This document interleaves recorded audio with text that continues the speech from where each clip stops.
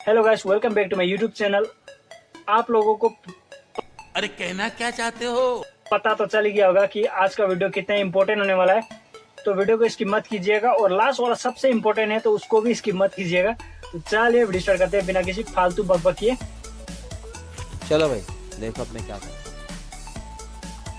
इस वीडियो को देखने के बाद आप आपका आधार कार्ड लिमिट क्रॉस जो भी हो उससे आप पूरा टेंशन फ्री हो जाएंगे। लेकिन अभी नहीं, बाद में। यदि आप अभी टेंशन में है तो उसका कुछ इलाज नहीं है गाइस।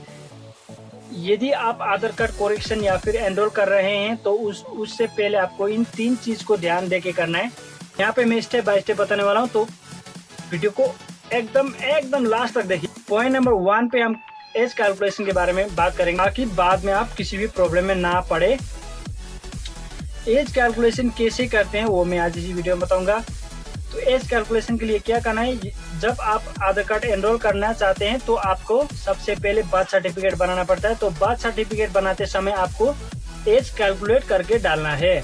मतलब यदि फॉर एग्जांपल आपका बच्चा अभी कितना में पढ़ रहा है, कितना साल का है और बाद में क्लास 10 रजिस्ट्रेशन के टाइम पे उसका ये एज कितना होगा वो कैलकुलेट करना है।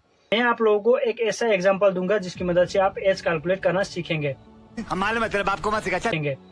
जैसे कि अभी फॉर एग्जांपल आपका बच्चा 8 साल का है, वो क्लास 2 पे पढ़ रहा है और वो क्लास 10 में कितना साल में पहुंचेगा उसको कैलकुलेट करना है। सिंपल सी बात है कि अभी आपका बच्चा 8 साल का है और वो क्लास 2 पे पढ़ रहा है, तो 16 वर्ष पे वो क्लास 10 पहुंचेगा।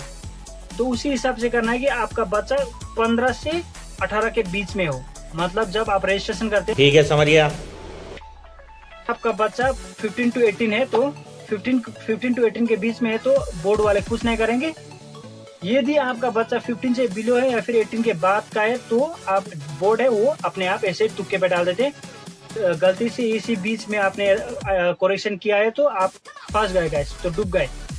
तो उसको प्रिवेंट करने के लिए आपको क्या करना है कि सबसे एकदम ध्यान देके कैलकुलेशन करके डेट ऑफ बर्थ पे जो बर्थ सर्टिफिकेट है उस पे डेट ऑफ बर्थ डालना है। Point number 1। पॉइंट नंबर 2, आपको बाय चांस किसी भी वजह से आपको डेट ऑफ बर्थ करेक्शन करना पड़े 20 में, जो कि क्लास 10 से पहले, तो आप क्या क्या ध्यान देके कर सकते हैं। उसके लिए क्या करना है कि मैंने बता ही चुका हूँ कि आपको एज कैलकुलेशन करना है, एज और डालना है, नहीं तो आप फिर बाद में फंस सकते हैं। तो एज कैलकुलेशन करके भी डाल सकते हैं, लेकिन कोशिश कीजिए कि आधार कार्ड करेक्शन ही ना करें। जाके किसी मतलब डेट ऑफ बर्थ को ऐसे मतलब एडिट करके भी आप सबमिट कर सकते हैं स्कूल में। और बाद में जब रजिस्ट्रेशन करेंगे जब बोर्ड का रजिस्ट्रेशन आएगा तो उस टाइम जो बोर्ड के जो टीचर्स लोग हैं उन लोगों ने जितना डाला है रजिस्ट्रेशन में, तो उसी को आप कॉपी करके उसी हिसाब से बर्थ सर्टिफिकेट बना के बाद में आप आधार कार्ड करेक्शन करके आपका जो डेट ऑफ बर्थ क्लास 10 का और आपका जो आधार कार्ड का डेट ऑफ बर्थ है वो मैच कर सकते हैं।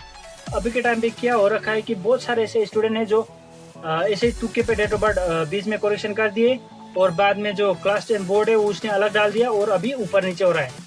तो वो ऐसे आधार कार्ड एनरोलमेंट ऑफिस पे चक्कर काट रहे हैं। बहुत सारे ऐसे वीडियो मिलेंगे कि आपको जो डेट ऑफ बर्थ इतने दिन में कंप्लीट करो, उतने दिन में कंप्लीट करो, आधा घंटा में कंप्लीट करो। लेकिन बहुत दिक्कत वाली बात है कि जब आपका date of birth limit cross होगा तो ऐसे ही आसानी से आपका डेट ऑफ बर्थ करेक्शन नहीं होगा। तो अब हम बात करते हैं पॉइंट नंबर 3, जो कि बहुत ही इंपॉर्टेंट है। जब आप आधार कार्ड एनरोल कर रहे होंगे तो उस टाइम आपको जो आधार वाले भैया को बोल देना है कि आपको डेट ऑफ बर्थ वेरीफाइड नहीं करना है, सिर्फ डिक्लेयर करना है।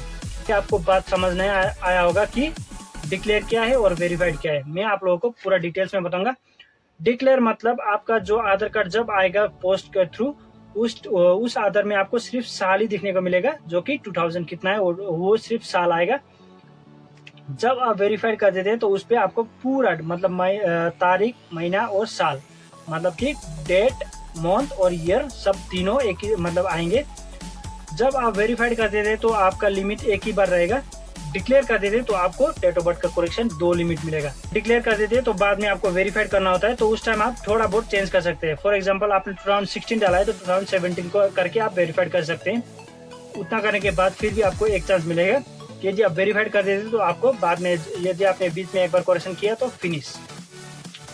इस वीडियो को मैं ऐसे ही छोटा में मतलब शॉर्ट्स में भी डाल सकता था, लेकिन आप लोगों को थोड़ा ज़्यादा समझाने के लिए मैंने इस वीडियो को लॉन्ग पे प्रिपेयर किया है। तो ऐसे वीडियो के लिए लाइक कमेंट शेयर सब्सक्राइब करना ना भूले गाइस। मिलते हैं अगली वीडियो में। Thanks for watching. जय हिंद, जय double salute for you guys.